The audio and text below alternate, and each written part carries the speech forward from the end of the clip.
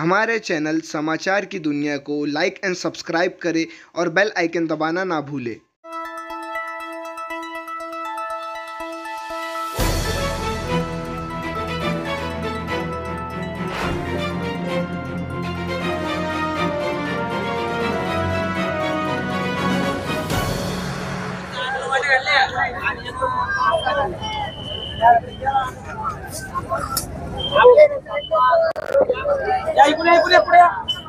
दोन कोई जरा शासा पीछे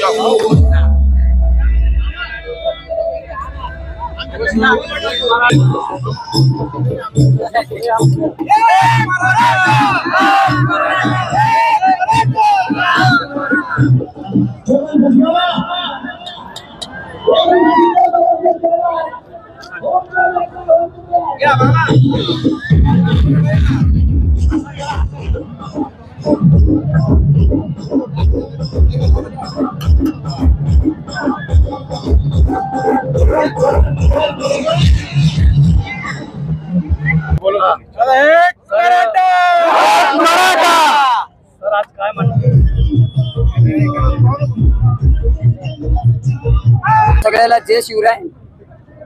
आलेल्या सगळ्या मावळ्यांचं मनापासून स्वागत। आज या रॅलीमध्ये शेवटची रॅली संभाजीनगर मध्ये जी जालना, बीड, धाराशिव, हिंगोली, परभणीमध्ये रॅली झाल्या, त्या रॅलीपेक्षा पण आज मोठी रॅली होणार आहे आणि आम्हाला काहीतरी आज आनंदाची बातमी पाटलाच्या तोंडातून ऐकायला मिळणार आहे। संतोष गोजे उर्फ जरांगे। आज लाखों लोग, आज लाखों मराठा बांधव भाई जो सब साथ में हैं और मुस्लिम समाज सभी वर्ग के यहाँ पर लोग हैं, तो क्या कहेंगे?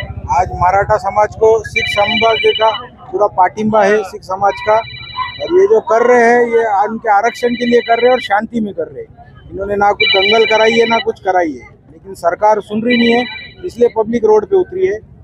तो हमारे को तो लगता है आज निर्णय आना चाहिए इनका और आरक्षण मराठा समाज को मिलना चाहिए। हमारा सिख समाज का पाठिंबा है। क्या नाम है आपका? मनजोत सिंग राजेंद्र सिंग चंडो। गेल्या अनेक दिवसापासून मराठा आरक्षणासाठी आदरणीय जरांगे पाटलांचा संघर्ष चालू आहे। या संघर्षाच्या सगळ्यांनी मदतीसाठी आज संभाजीनगरमध्ये जवळपास मराठवाड्यातून सगळीकडून लोक आलेले आहेत। जरांगे पाटलांनी जो अल्टिमेटम जरांगे पाटलांनी सरकारला दिला होता, आज त्या कुठेतरी ते उफळून निघतंय आणि मराठवाड्यातील सगळे लोक आज जरांगे पाटलांना सपोर्ट करण्यासाठी नुसतं मराठाच नाही तर इतर सगळे समाजाचे लोक सोबत घेऊन जरांगे पाटलांना पाठिंबा देत आहे। आणि आज शेवटचा आज अल्टिमेटम सरकारला दिलेला होता, आज त्याचा शेवटचा दिवस आहे। आज बघू सरकार काय निर्णय घेते। आणि फक्त मराठा बांधव नाही तर आज बाजूला बघताय आपण सिख समाज आहे, मुस्लिम समाज आहे, सगळा पाठिंबा पाटलांना दिलेला आहे। तर कुठेतरी सरकारने याचा विचार करायला पाहिजे। ऋषिकेश शेळके।